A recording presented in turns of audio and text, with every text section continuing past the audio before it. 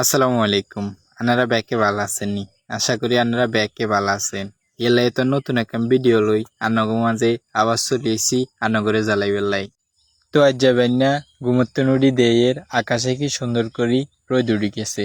হঠাৎ করি সকাল 7টার দিকে আকাশে কালা মেঘ ধরি বাতাসের লগে লগে জই চলিয়েছে।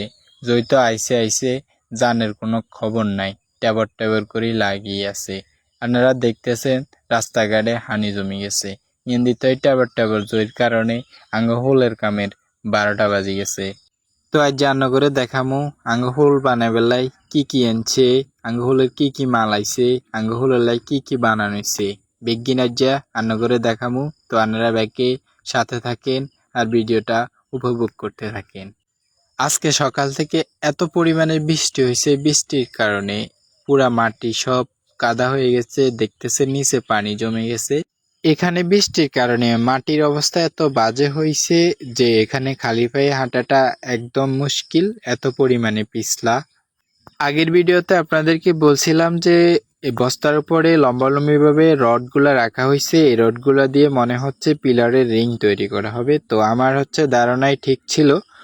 তো এখানে দেখতেছেন পিলারের রিং এর মধ্যে চাকা দেওয়া হয়েছে। চাকাগুলা মনে হয় এই যে এখানে যে পাইপটা আছে ওই পাইপ দিয়ে যখন এটা ঢুকানো হবে পাইপের পাশে যেন না লাগে, বরাবর যায়, সেজন্য এই চাকাগুলা দেওয়া হয়েছে পিলারের রিং এর মধ্যে। তো আজকের বৃষ্টির কারণে এখানে অনেক পানি জমে গেছে, দেখতেছেন মাটিগুলা অনেক কাদা হয়ে গেছে। তো এটা সেই পাইপ, এটার মধ্য দিয়ে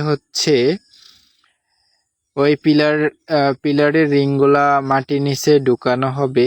যে রিংগুলা কত সুন্দর করে বানানো হয়েছে জাইল দিয়ে, তারপরে চিকন তার দিয়ে। প্রত্যেকটা রিং এর মধ্যে দেখতেছেন ওরা চাকা ফিট করে দিছে যেন এটা সহজেই নিচে যায় এবং পাশে যেন না ভাজে সেজন্য।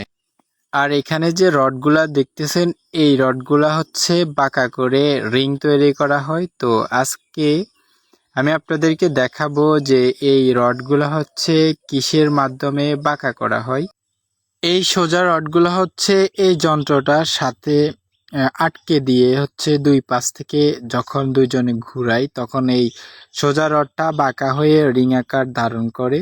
তো আমিও একটু ঘুরিয়ে দিলাম, দেখলাম এটা দুইটা বাঁশের মধ্যে লাগানো রড দিয়ে বানানো হয়েছে। এই জিনিসটা দেখতে চাপা মেশিনের মতোই, আর এটা দিয়ে একদম সহজে রড বাঁকা করা যায়।